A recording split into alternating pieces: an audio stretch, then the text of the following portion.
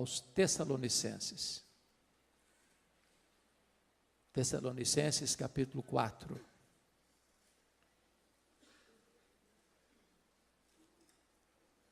Dos versos 13 ao verso 18.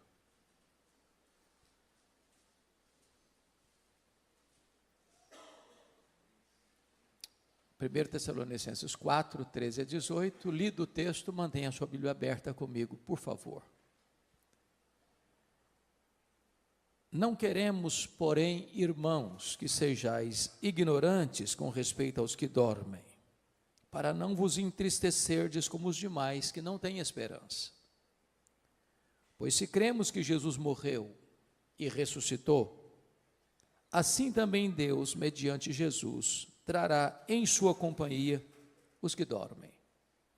Ora, ainda vos declaramos por palavra do Senhor isto: nós, os vivos, os que ficarmos até a vinda do Senhor, de modo algum precederemos os que dormem.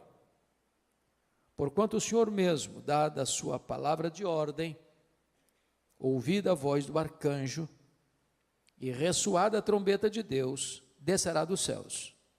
E os mortos em Cristo ressuscitarão primeiro. Depois, nós, os vivos, os que ficarmos, seremos arrebatados juntamente com eles entre nuvens, para o encontro do Senhor nos ares, e assim estaremos para sempre com o Senhor. Consolai-vos, pois, uns aos outros com estas palavras. Amém. Bom, o apóstolo Paulo, na sua segunda viagem missionária, esteve nesta cidade chamada Tessalônica. É uma cidade grega, até hoje uma das maiores cidades da Grécia, hoje com o nome de Salônica. E Tessalônica era uma cidade importantíssima, porque ela era a capital de uma província, ela era a capital da província da Macedônia. E Paulo passa por lá, planta esta igreja, uma igreja que vai se tornar uma igreja modelo para outras igrejas, e precisou sair às pressas, porque queriam matá-lo na cidade. Então, dali ele vai para Bereia. E nesta carta, Paulo trata muito especificamente sobre as verdades que nós chamamos de escatológicas, as verdades das coisas do fim. Por ser uma cidade grega, ela tinha forte influência da cultura grega. Esta carta é um clássico exemplo de que, em vez da igreja influenciar a sociedade, é a sociedade que está influenciando a igreja. Em vez da igreja imprimir no mundo o seu pensamento, o pensamento divino, à luz das Escrituras, é a cultura prevalecente que está influenciando a igreja. Qual era o pensamento básico, pilar dos gregos? Era o chamado dualismo. Os gregos criam nisso. O que era o dualismo? O dualismo era a ideia de que a matéria que você toca, que você vê, que você apalpa, era essencialmente má. O espírito invisível, imaterial, espiritual, era essencialmente bom. Em virtude disso, os gregos não acreditavam em três coisas. Eles não acreditavam na criação.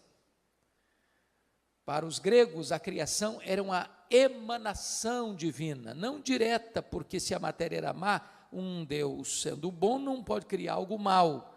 Então a criação veio a ser as últimas emanações da divindade, que já não tinha mais conexão com a divindade, porque na cabeça dos gregos a matéria era má. Então eles não acreditavam na criação.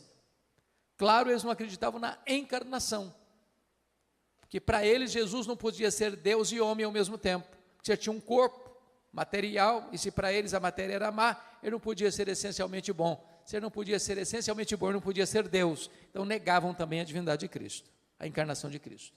Mas, finalmente, os gregos negavam a ressurreição.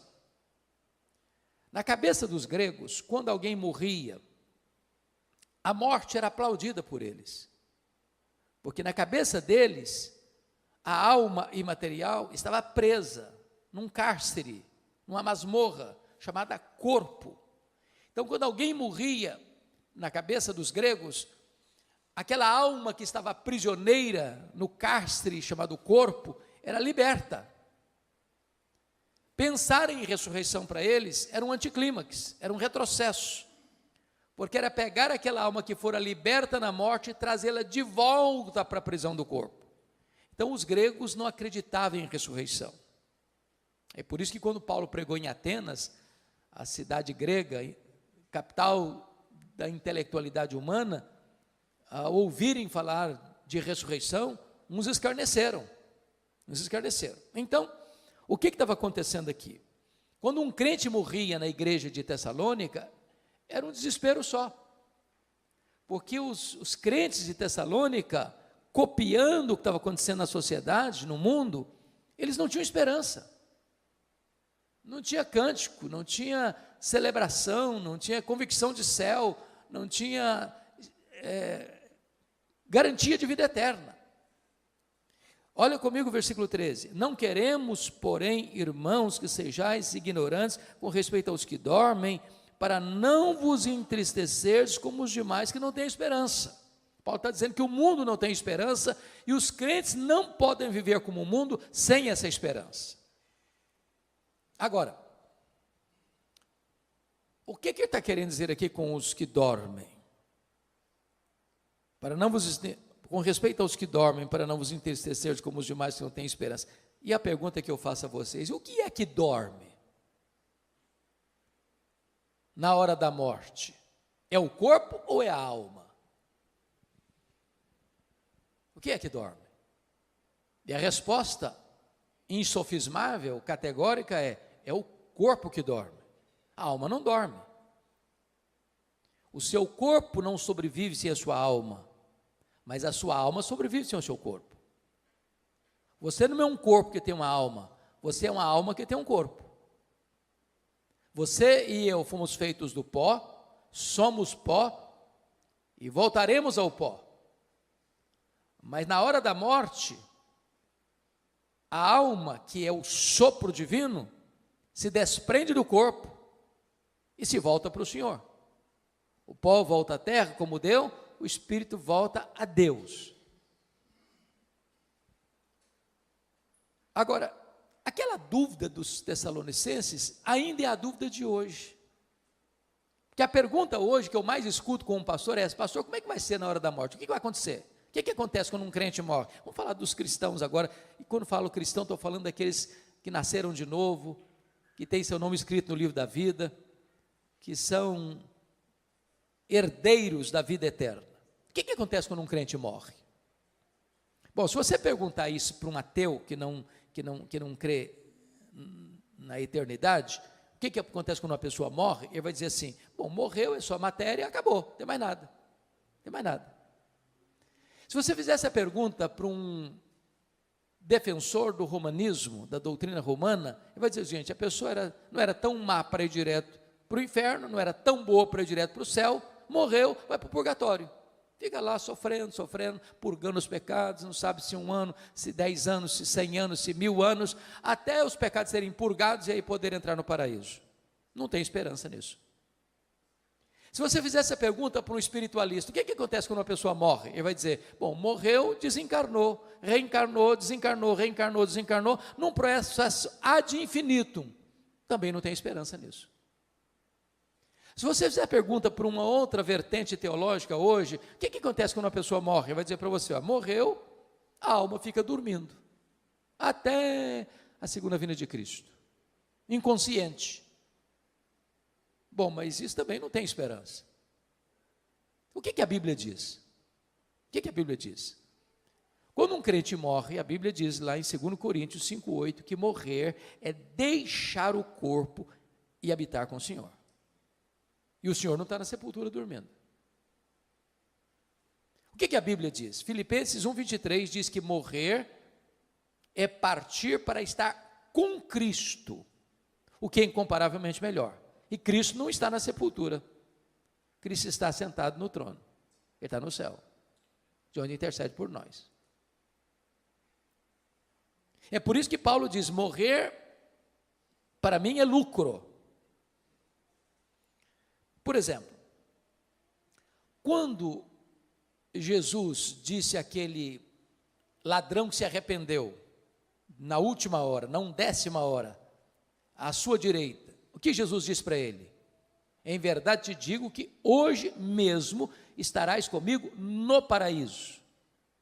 Bom, Jesus morreu naquele dia, seu corpo foi sepultado, e a sepultura não é o paraíso. Isso porque Jesus, antes de morrer, disse: Pai, nas tuas mãos entrego o meu espírito. Então, o problema dos Tessalonicenses é que eles estavam vivendo sem esperança, influenciados pela filosofia e pela cultura dos gregos, deixando de experimentar e usufruir as verdades consoladoras das Escrituras. Mas uma pergunta que é muito comum fazer, e eu acho que todo pastor que está aqui já escutou isso tantas vezes: pastor, como é que vai ser lá no céu? Já que partir é para estar com Cristo, que é incomparavelmente melhor. Como é que vai ser lá? Nós vamos nos conhecer lá no céu?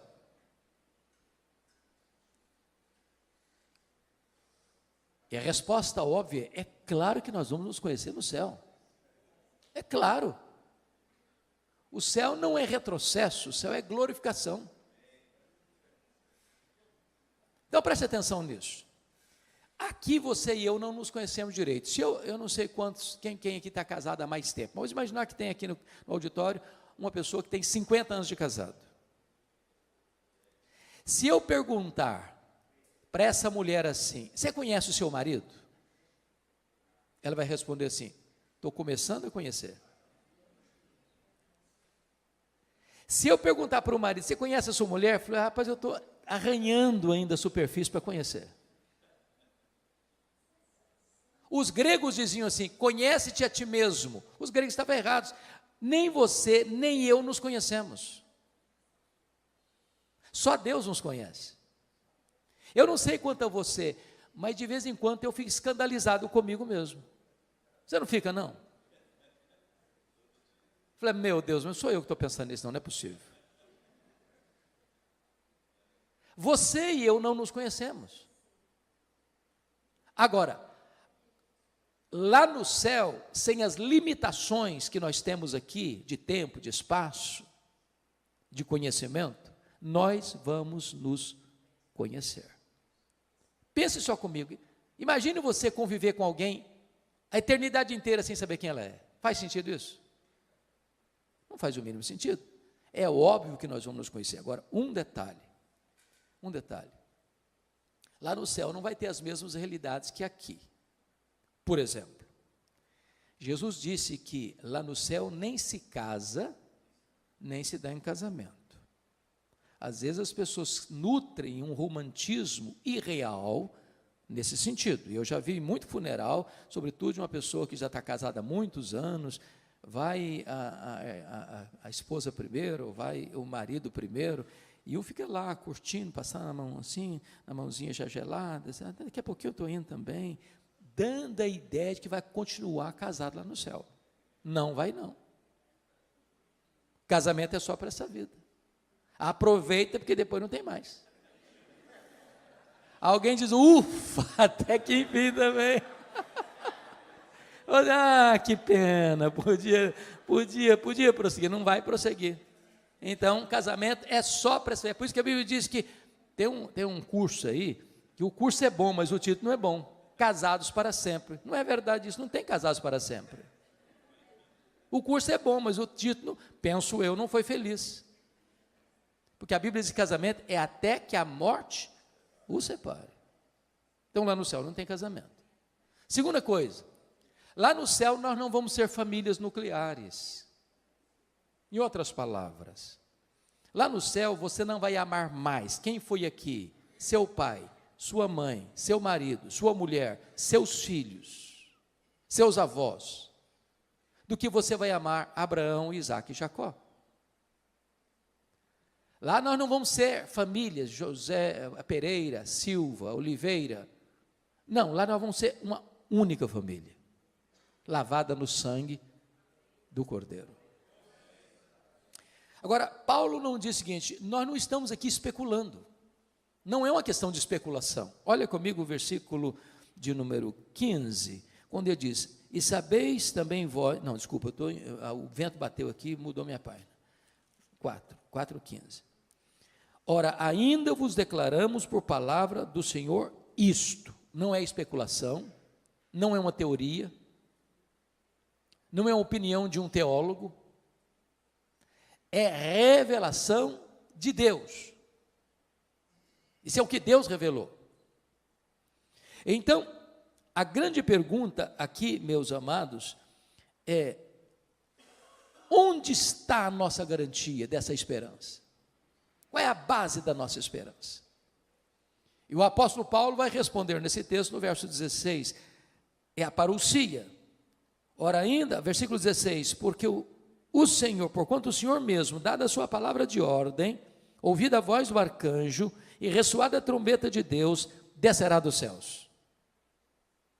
Então você e eu cremos que Jesus vai voltar. Esse é o pináculo da nossa fé. Esse é a acrópole da nossa esperança.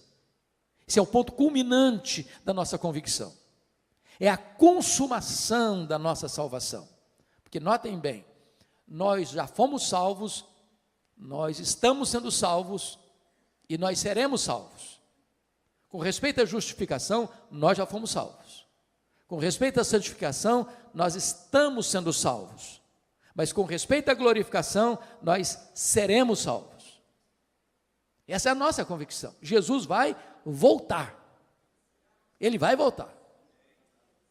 E não tem corte humana, por mais egrégia que ela seja, que possa cancelar essa agenda. Essa agenda não está estabelecida na terra, nem pelos homens. Ela está estabelecida no céu, pelo próprio Deus. Ele vai voltar. E a pergunta é: como ele vai voltar? Primeiro, ele vai voltar pessoalmente. Está lá em Atos 1, versículos 9 a 11, que quando ele está subindo entre nuvens, 2 anjos descem, e os discípulos perguntam, e eles perguntam para os discípulos, estão olhando: varões galileus, por que estáis olhando para as alturas?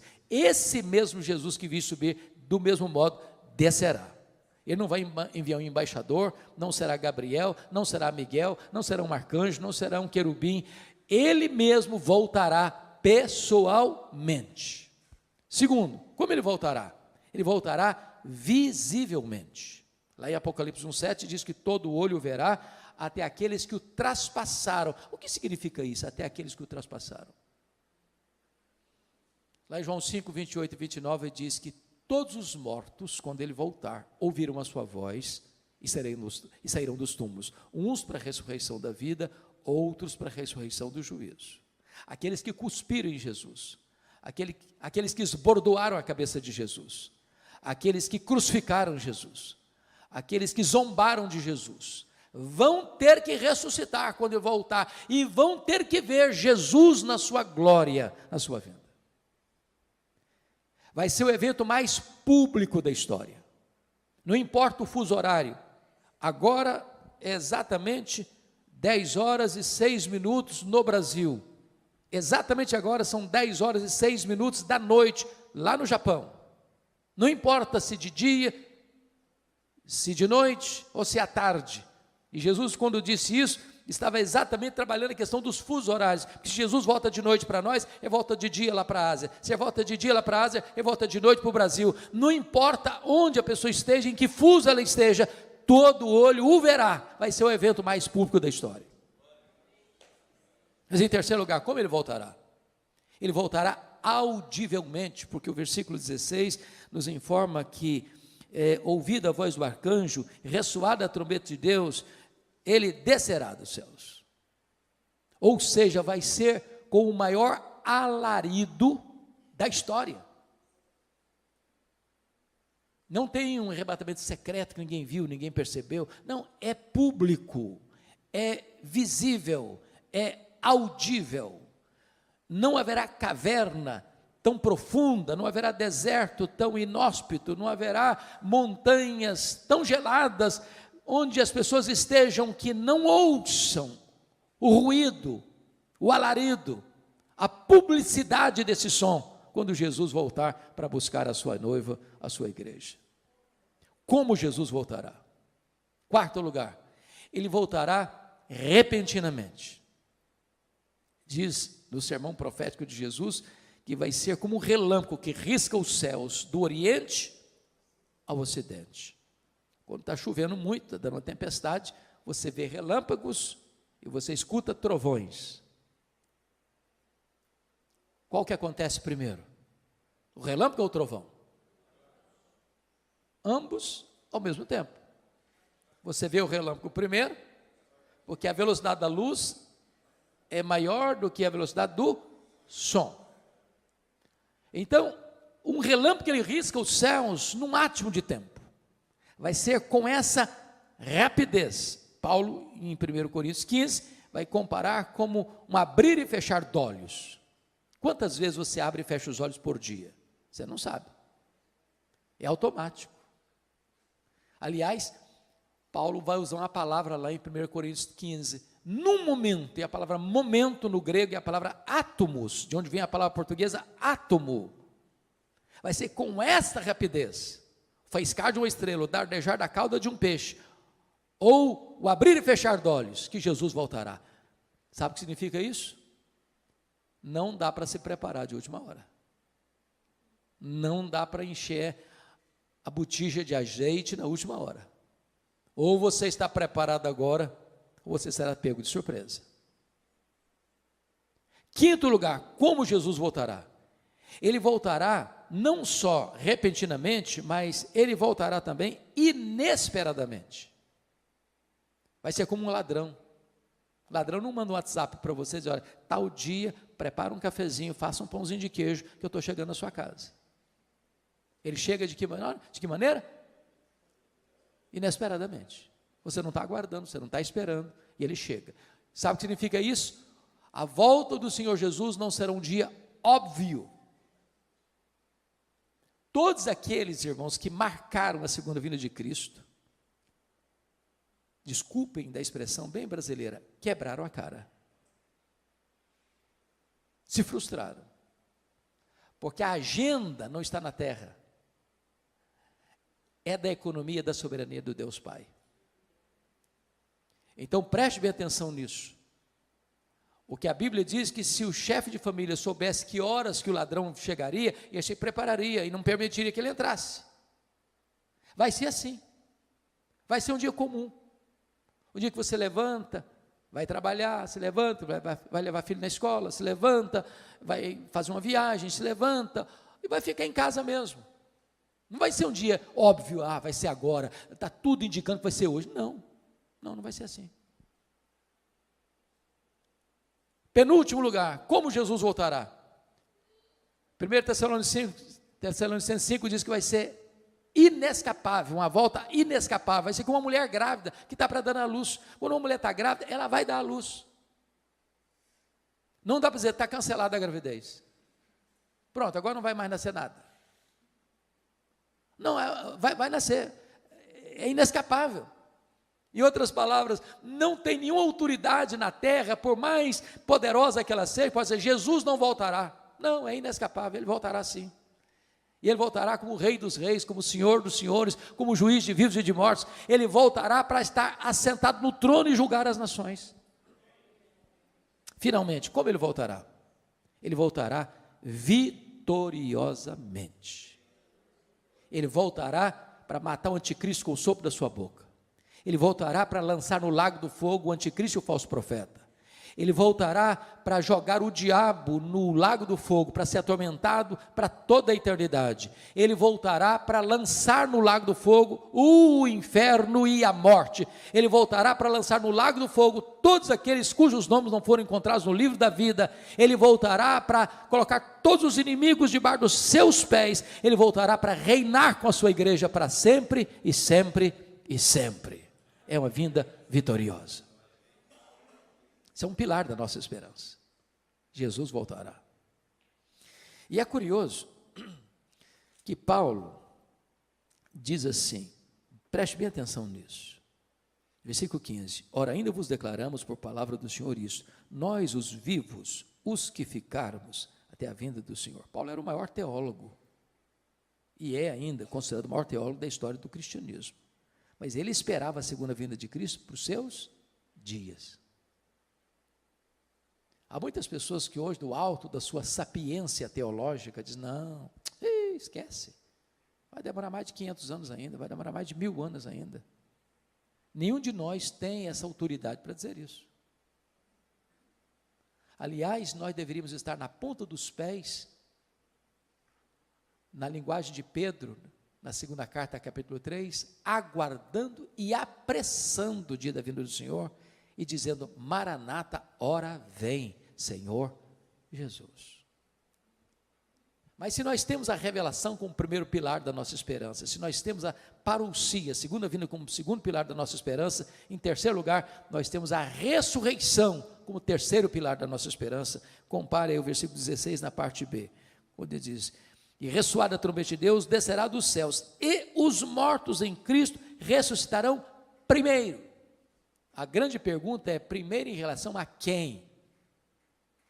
Porque é uma vertente teológica que diz que ressuscitarão primeiro em relação aos outros mortos não crentes, mas não é isso que Paulo está tratando, não é disso que ele está falando.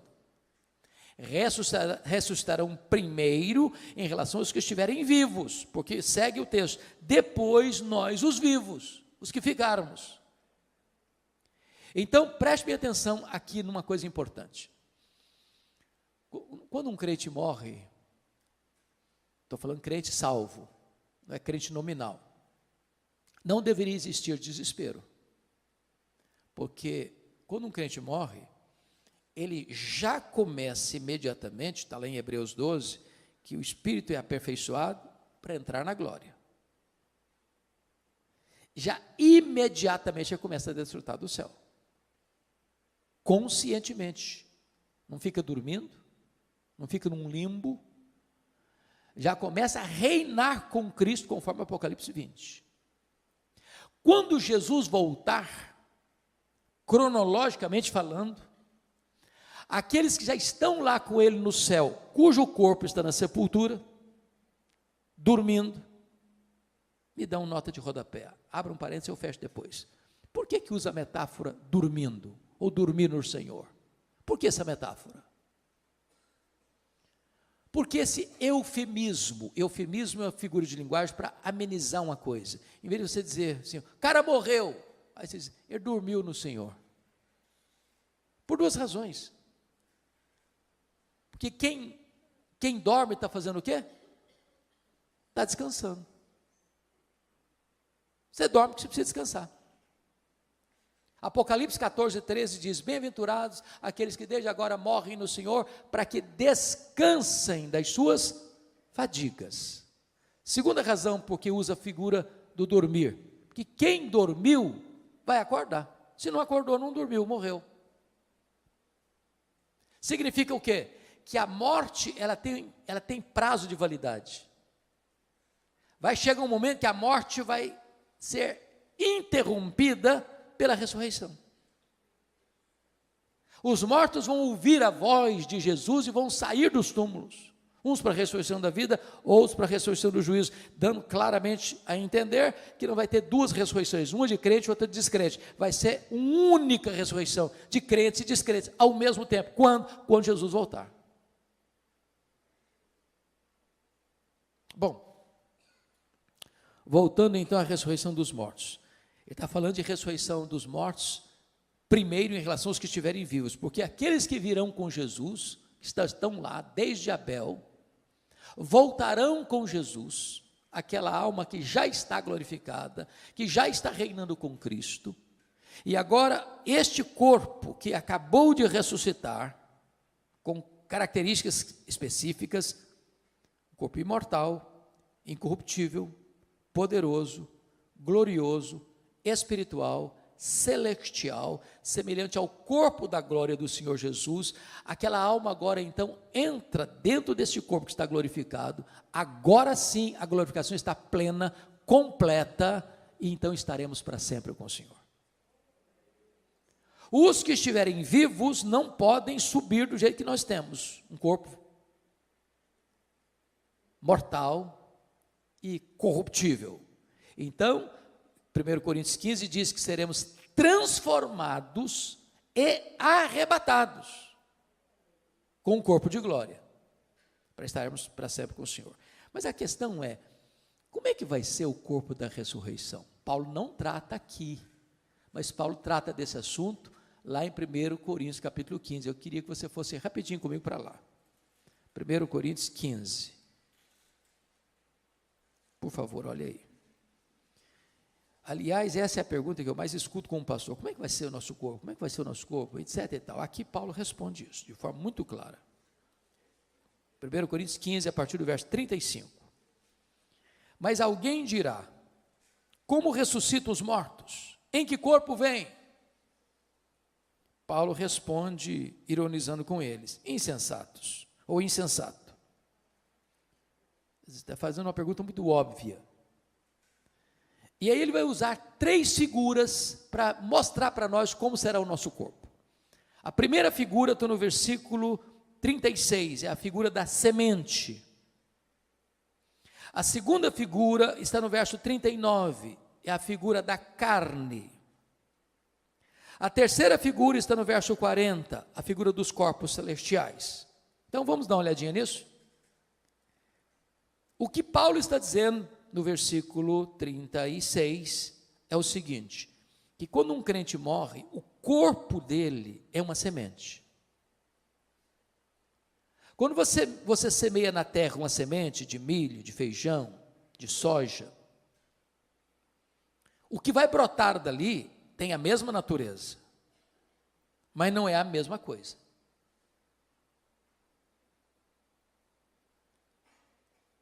Então, ele vai explicar isso melhor a partir do verso 42. Ele diz assim: semeia-se corpo na corrupção, ressuscita-se na incorrupção. O que é isso? Esse corpo seu e meu aqui, ele nasce, cresce, envelhece e morre. Às vezes a pessoa morre no processo, né? Morre na infância, morre na juventude, morre na fase adulta. Mas ele tem um prazo de validade. Esse corpo nosso aqui fica velho, cansado, senil,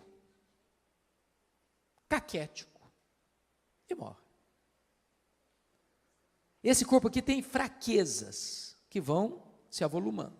Por exemplo, nós temos fraquezas físicas. Querendo ou não, o tempo vai esculpindo em nosso rosto algumas rugas indisfarçáveis. Falando baixinho, as mulheres são mais espertas do que os homens. Elas driblam isso um pouco melhor com um bom cosmético. Às vezes se acorda de manhã, é um caos. Depois de um bom cosmético, vira um cosmos. Daqui a pouquinho, uma cirurgia plástica ajuda muito. Mas chega uma hora que, ainda que o famoso cirurgião plástico Pitangui ressuscitasse dos mortos, não teria mais jeito. As mãos já estão trôpegas, os joelhos bambos, as pernas fracas, os olhos embaçados.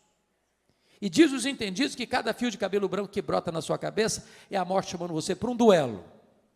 Eu acho que até um exército acampado ao meu redor. Temos fraquezas físicas. Os seus e os meus fugiram todos, mas a barba está aí para não deixar você escapar. Temos fraquezas emocionais. Há momentos na vida que você se desespera. E você nem consegue chorar, você só consegue gemer e dizer, meu Deus, eu não aguento mais. Temos fraquezas morais. Você e eu já prometemos para Deus, com lágrimas nos olhos, meu Deus, eu não vou cometer mais esse erro. Eu não vou cometer mais esse pecado. E daqui a pouco você se flagra cometendo o mesmo erro, o mesmo pecado. Não é porque faltou para você sinceridade, não, faltou para você poder. Somos fracos. Temos fraquezas espirituais, somos um ser ambíguo, paradoxal, contraditório. O bem que queremos fazer não fazemos, o mal que não queremos praticamos. Somos fracos. Eu, quando passo pelas livrarias, e eu faço isso praticamente toda semana, procurando ver o que está saindo de novo, e vocês todos sabem que os livros mais publicados no Brasil e no mundo são livros de autoajuda. São livros que dizem assim para você: você é forte, você tem a força, você é um gigante. Basta você acordar, você é um gigante. E a Bíblia diz exatamente o contrário. A Bíblia diz que nós somos fracos, mas muito fracos. A Bíblia diz que Deus conhece a nossa estrutura e sabe que somos pó. Então, esse corpo aqui, não adianta congelar, não adianta inventar. Não, ele vai envelhecer mesmo. Vai ficar enrugado mesmo. E quem não quiser ficar velho, é só morrer na infância também, está resolvido o assunto. Então, a semente que você joga é de um corpo corruptível. Mas o que vai brotar da sepultura na ressurreição é um corpo incorruptível. Não vai ficar velho, não vai ficar cansado, não vai ficar doente, não vai ter defeito físico, não vai ter estresse. É um corpo incorruptível. Segundo lugar, olha o que está acontecendo no verso 42. Semeia-se em desonra, ressuscita-se em glória. Ô irmãos, vocês que são crentes há muito tempo, os pastores aqui presentes, quantas vezes você e eu já visitamos um crente querido numa CTI de hospital, já há anos internado.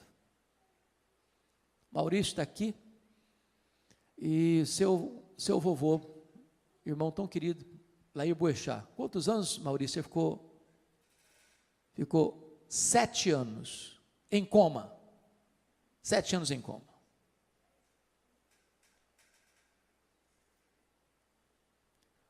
Muitas vezes eu já visitei ovelhas e irmãos fora do círculo da igreja local, que o corpo já estava caquético, encolhido, pele e osso, desonrado pela dor, desonrado pela doença, desonrado pelos remédios tão pesados. Quando você joga aquele corpo na sepultura, ele está desonrado pela fraqueza, pela doença. Mas o que vai brotar daí é um corpo glorioso, glorioso. E Daniel, capítulo 12, diz que vai brilhar como sol no seu fulgor. Louvado seja o Senhor. Então fique tranquilo, você vai ter um corpo perfeito. O corpo da ressurreição não vai brigar nem com o espelho, nem com a balança.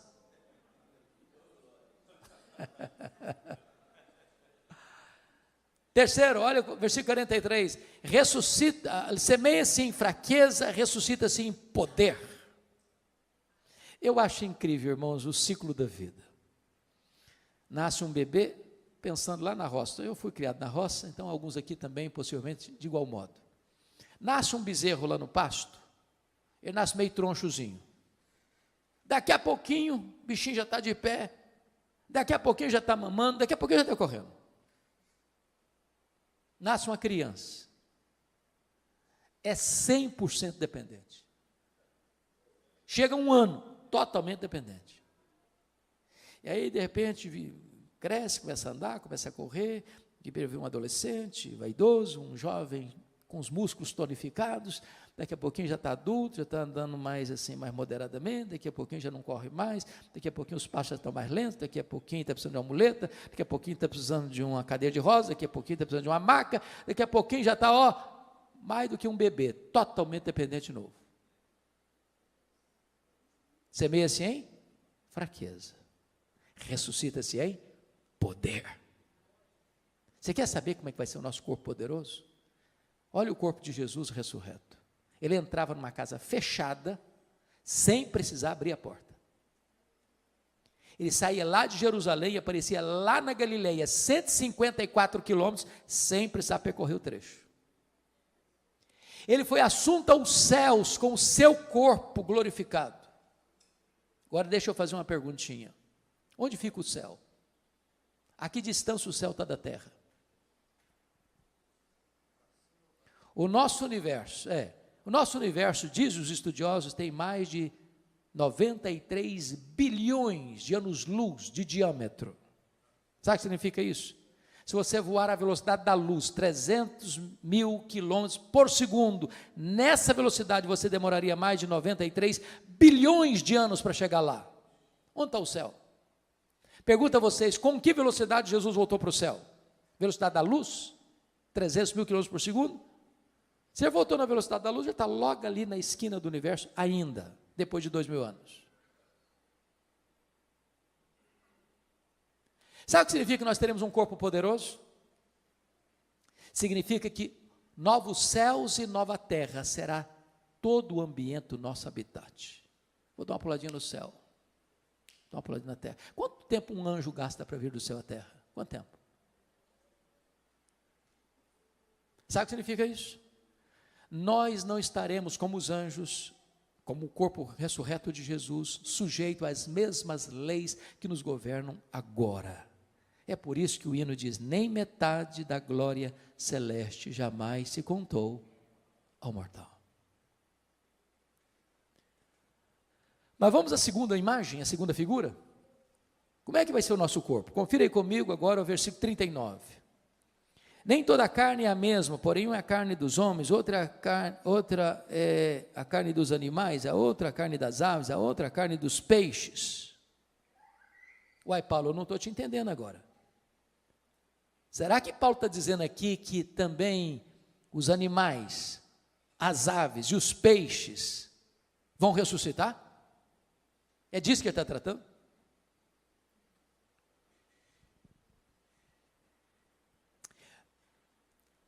Convenhamos aqui, nós estamos vivendo uma época fascinante e ao mesmo tempo, para mim, complicada.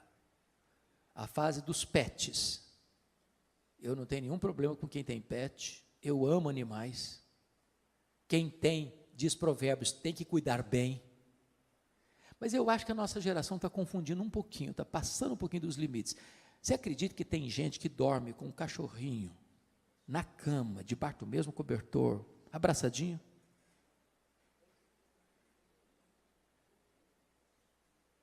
Eu estava num voo internacional há uns 3 anos, lá em Washington, vindo para o Brasil. E eu estou sentado e chega um casal muito bonito, um rapaz e uma moça, muito bonitos, com um cachorro grandão, sentado na minha frente. Daqui a pouquinho o rapaz disse assim para a moça, fique aqui que eu vou comprar uma Coca-Cola. O lugar que vendia Coca-Cola ficava a uns 10 metros de onde estavam sentados. Quando o rapaz saiu, a moça lascou um beijo na boca do cachorro, mas daquele beijo cinematográfico. E eu fiquei olhando esse ponto, falei, meu Deus, mas é muito mau gosto dessa menina. Está doido, senhor.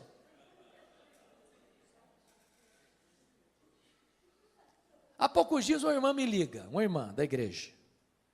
Falou, pastor, eu estou ligando para o senhor porque eu queria saber se a minha cachorrinha vai para o céu. E eu fiquei meio zonzo com a pergunta, pensando em elaborar uma resposta. Antes de eu dar a resposta, ela disse assim, porque se a minha cachorrinha não for, eu também não quero ir. Falei, é o problema da senhora, eu não vou entrar em briga de família não, o que é isso? Eu tenho um colega, pastor presbiteriano, calvinista, reformado, que foi fazer um casamento de uma ovelha dele, e ele não está sabendo de nada, o coitado, pego de surpresa. Na hora das alianças, sabe quem levou a aliança ao altar? A cachorrinha da família. Mas está demais, está não? Ô gente, eu sinto muito, mas informar isso. Deus criou 3 tipos de seres: os anjos, os homens e os animais. Voláteis, terrestres e aquáticos. Os anjos são espírito e não têm corpo. Eles não morrem. Os homens têm corpo e espírito. Morre o corpo, o espírito volta para Deus. Os animais, voláteis, terrestres e aquáticos, têm corpo e não têm espírito. Morreu, acabou. Jesus não foi para a cruz para redimir cachorro, peixe e papagaio.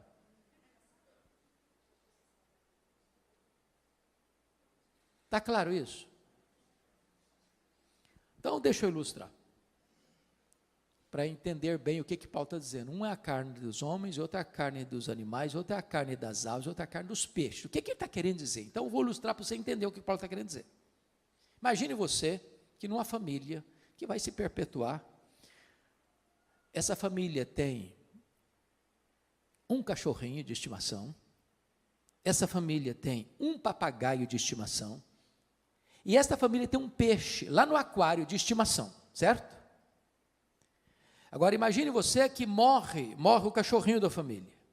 Aí a família vai lá no quintal, abre uma cova profunda e sepulta o cachorrinho. 100 anos depois, morre o papagaio. A família vai lá na mesma cova, abre a cova, o que tem lá dentro? Pó de quê? Pó de cachorro.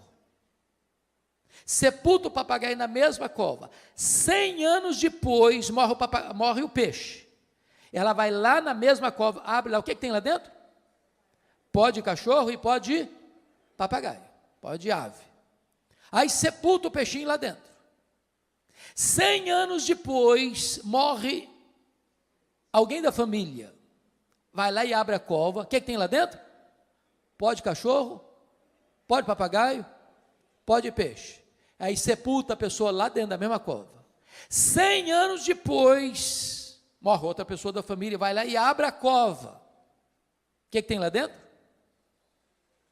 Pó de cachorro, pó de papagaio, pó de peixe, pó de gente, pó de homem. E na hora que Jesus voltar, como é que vai ser? Está tudo misturado, é pó, tudo é pó, tudo é pó. Tudo é pó. Como é que vai ser então? Vai ressuscitar tudo junto? Vai ressuscitar pó de cachorro? Vai voltar a ressuscitar pó de papagaio, pó de peixe, pó de gente? Não. O que Paulo está nos ensinando, um é a carne dos homens, outra é a carne dos animais, outra é a carne dos aves, outra é a carne dos peixes, mas quando Jesus ressuscitar, só pó de gente vai ouvir a voz dele e sair do túmulo. Pastor, como é que fica esse negócio de cremar?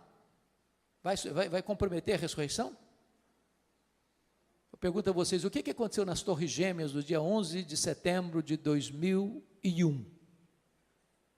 3.000 graus centígrados, viraram pó.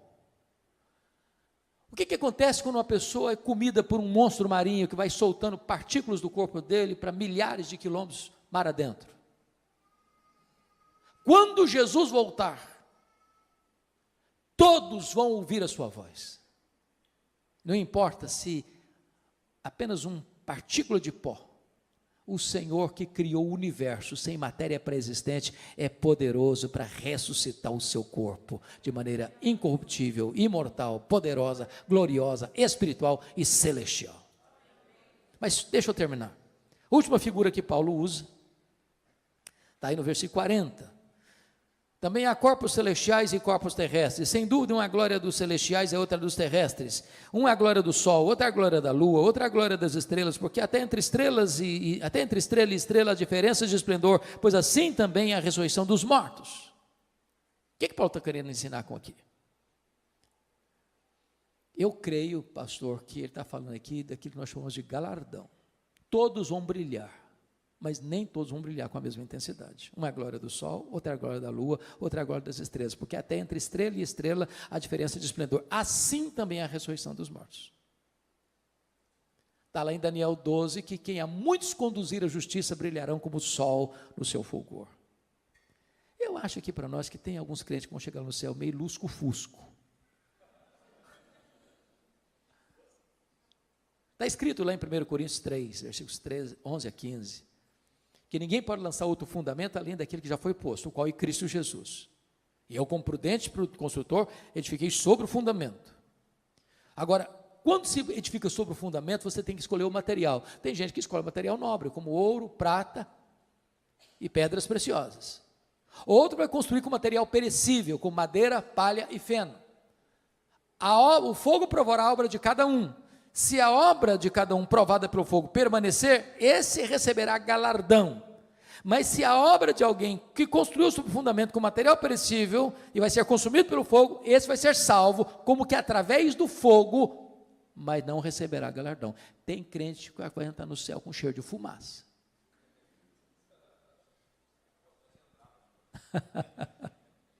Com cheiro de fumaça. Preste atenção nisso. A salvação é de graça, mas o galardão é recebido pelas obras. Você não foi salvo para cruzar os braços e aguardar Jesus voltar.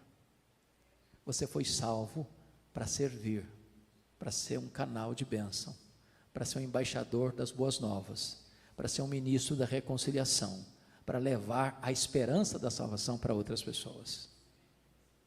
Voltando para Tessalonicenses para encerrar, eu só queria chamar a sua atenção que depois então da ressurreição, está escrito, eu fecho aqui agora, o que vai acontecer?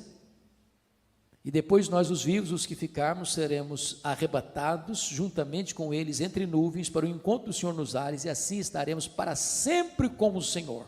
Então, revelação, parousia, ressurreição, reunião. E ele termina dizendo: consolai-vos, pois, uns aos outros, com essas palavras. Ele começa com uma igreja triste, sem esperança, por não conhecer a verdade, e ele termina com consolo, dizendo: agora vocês que foram instruídos na verdade, sejam agentes de consolo para as outras pessoas. Meus irmãos, consolo não é uma coisa que vem de dentro, não é autoajuda. Consolo é aquilo que emana de cima, que emana das Escrituras, que procede da verdade de Deus. Se nós cremos nisso, então não temos motivo para ficar desesperados. Nós temos motivo para sermos consolados e nos tornarmos em consoladores para outras pessoas. Que Deus nos abençoe. Amém.